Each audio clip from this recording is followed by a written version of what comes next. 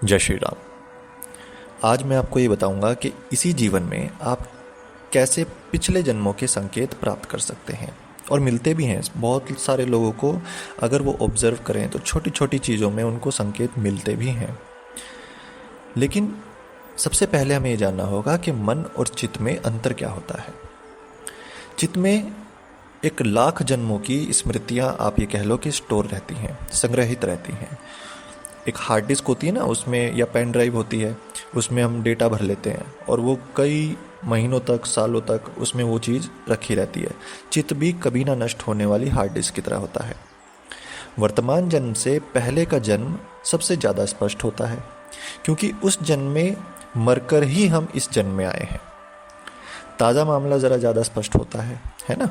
अब सवाल ये उठता है कि ये कैसे संभव है कि हमारे पिछले जन्म के हमें संकेत मिलते रहते हैं। ये संकेत समझने वाला ही उस पर गौर करता है।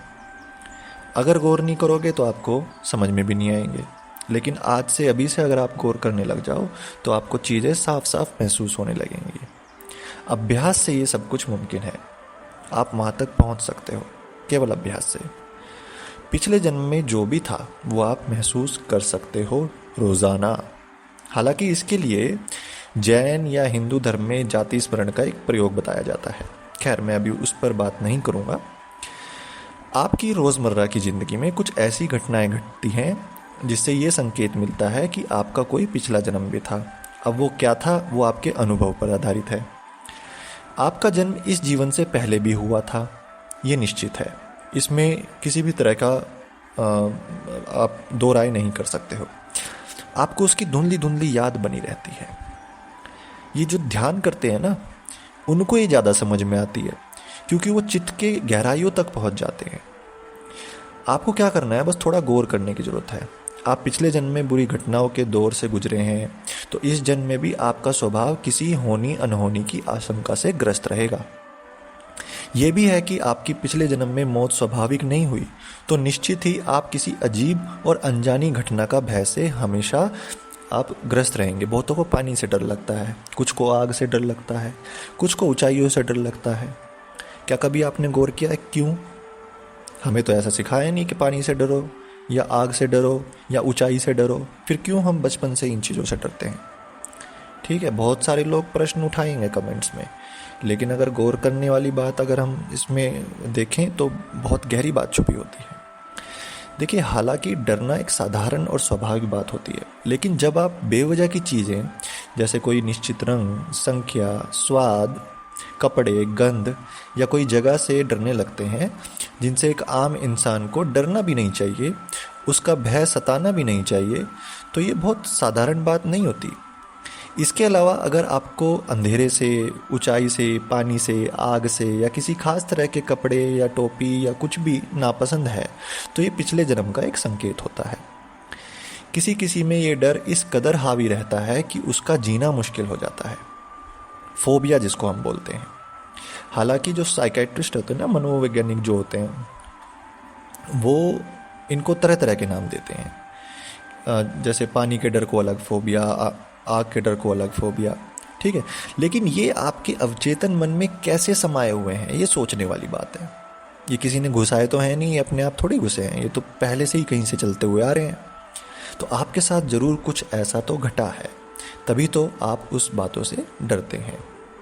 आप किसी शहर, गली, गांव या कस्बे से गुजर रहे हैं और अचानक से आपको लगे कि मैं तो यहाँ पहले भी आया हूँ, इस जगह में कुछ तो है कि जो मुझे जाना पहचाना लग रहा है या आकर्षित कर रहा है।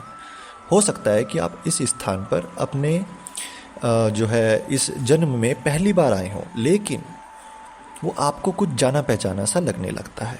कई बार सपनों में भी कुछ ऐसी जगह आपको दिखाई देती हैं, लेकिन हम उस पर गौर नहीं करते।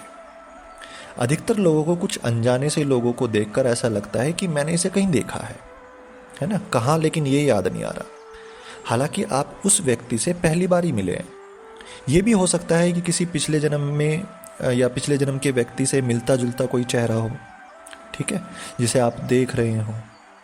अगर आप दिमाग पर जोर दें और आप उस व्यक्ति के चेहरे को अच्छे से देखकर समझने का प्रयास करें, उससे मिलकर, उससे बात करके, तो आपको अच्छा भी लगेगा। अक्सर कुछ ऐसे सपने होते हैं जो आपके पिछले जन्म से जुड़े होते हैं। हो सकता है आपकी ज़िंदगी आपकी किसी गली में किसी के साथ कुछ घूम रहे हो, या कोई घर आपको बार बार दिखाई देता हो, कोई जगह, कोई पर्टिकुलर चीज़। ठीक है, अक्सर आप उस घर की छत पर, आंगन में, उस गली में खुद को वहाँ पर पाते हैं। कभी कभी ऐसे सपने डरावने हो जाते हैं, पर ये क्यों दिख रहे हैं हमें? कई बार तो ये रिपीट सपने हो जाते हैं, बार बार हमें वही एक चीज़ दिखती है। तो ये कोई साधारण सी बात नहीं होती।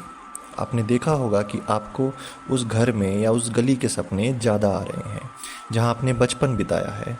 इसी तरह आपने अपने पिछले जन्म में भी कई घर या कई गलियाँ जहाँ पे अपना अपना जीवन बिताया है वो दिखाई देते हैं। उन घरों की स्मृतियाँ आपके अंदर हमेशा मौजूद रहेंगी। ये स्मृतियाँ कभी नष्ट नहीं होती, ये समय समय पर जागृत होती रहती हैं। ये आपको पिछले जन्म से जोड़ने की एक कड़ी होती है। आप इस पर गौर करेंगे तो निश्चित ही अपने सपनों में अपने पिछले जन्म के घर को स्पष्ट रूप से देख पाएंगे। हो सकता है कि आप किसी बोर्ड पर उस शहर का नाम भी देख पा रहे हों, पढ़ पा रहे हों जहां आप पिछले जन्म में रहते थे। कभी कभी अचानक ही ऐसे सपने स्पष्ट रूप से आते हैं, लेकिन अधिकतर लोग इस पर ध्यान देते ही नहीं और सुबह उठते ही सपने भूल भी जाते हैं। अक्सर पिछले जन्म की यादें आपका पीछा करती रहती हैं। कभी कभी ये लगता है कि वर्तमान में आप जिन घटनाओं का सामना कर रहे हैं वे पहले भी इस तरह से घट चुकी हैं।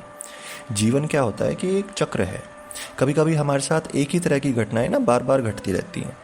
निश्चित ही हमें इसमें जो है समय और स्थान के अलावा पिछले जन्म का बहुत बड़ा योगदान है।